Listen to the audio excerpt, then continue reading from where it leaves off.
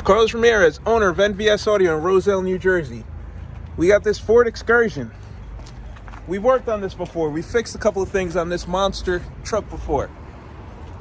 But now it's time to upgrade the audio, and you are not going to believe what we found. You're not going to believe it. I just got to show you. So we pulled the speakers out of the door, completely pulled the speakers out of the door.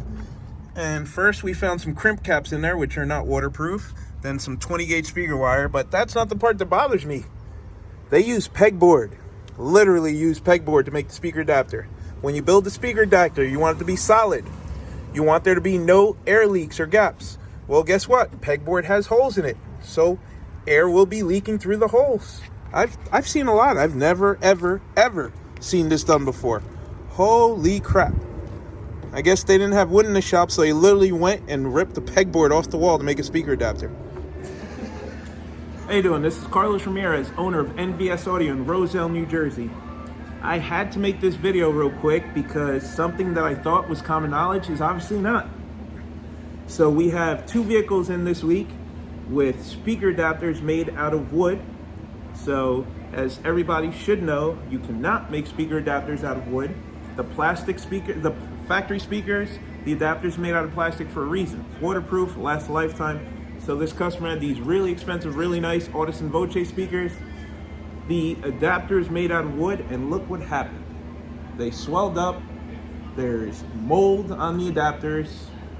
This used to be two pieces of 1/2-inch wood. Now we're at like 2 inches, 2 1/4.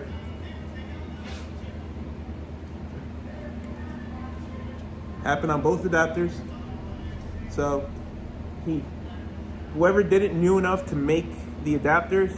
That way you didn't chop up the factory speaker. And then, so this, we remade them out of plastic. So now the new adapters, we're gonna paint them and do a spacer on them and add fast rings. So this is the right way to do it. This is the wrong way to do it. Some people agree with adding resin or rhino liner. Just go to Home Depot and pick up expanded PVC. It's really inexpensive. I'll get to more on that later. This is crazy. This was on an expedition that we were working on, and we had already done a wiring rescue on the back of the expedition, but this is the first time we got to pull the doors off. Holy crap. So I guess whoever did this doesn't understand basic theory. The reason you want to do a speaker adapter is A, it's got to be solid. That's not solid. B, the speaker is supposed to seal into the adapter so no air passes through the flange or the speaker baffle. That way the back waves of the speaker stay in the door and the front waves of the speaker pass into the car. There's holes. This is pegboard. So the back waves automatically escape through the pegboard. And then on top of that, it wasn't spaced to the door panel or sealed to the door panel, so all the mid-bass is escaping into the door. This basically means, Mr. Customer, I hate you. I could care less about your vehicle, and I don't take any pride in my work.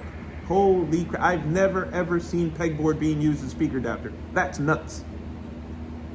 So back to the right way. So I understand that a lot of do-it-yourselfers or maybe even shops don't have access to the tools that we have. So there's still ways to do it right. These are speaker rings that you can buy from Metra, already made, and they fit most of the popular speakers on the market.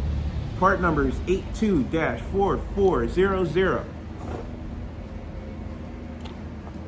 Most popular size 6.5s fit directly into this ring. If you're doing cars like a Honda Accord, you just trim that little tab on the bottom and then deaden the door and then fasten the ring to the door and then the speaker to the ring. Metra also makes ABS plastic sheets. So if you have to do a more complex car like this Maxima, you could trace it onto the sheet, use a razor knife or some set of trimmers and trim along the line that you traced, and then use a jigsaw to cut the circle, and then you could add this ring to space it out, and then you end up with your shape. So you would end up with something like this. Simple, inexpensive. You're talking $20 in materials to be able to make it waterproof and do it right and make it repeatable and reversible.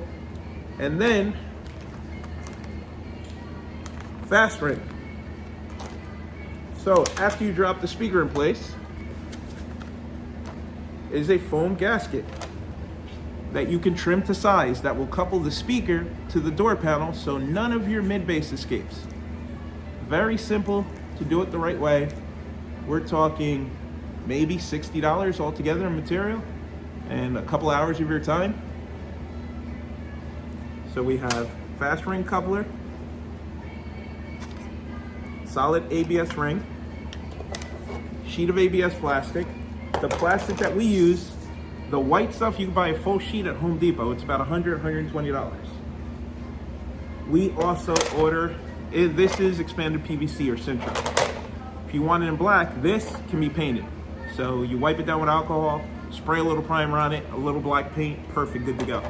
If you want to order in black, we get this from Pro Plastics. It's a lot more expensive. It's probably double or triple the money, but it comes in black, so you don't have to paint it. You just machine it and mount it and put it together. It's super easy to machine. You don't even have to rough cut it. So if you have a router with a 1/4-inch flush trim bit, you can just place your factory speaker on it, go to town, and copy your shape. There's a bunch of different ways to do this properly if you put a little time and effort. Please don't do this, ever. That's crazy. I've never seen this done. And then we used to do it. If you back up 10 years ago, we used to do it this way because we didn't know any better.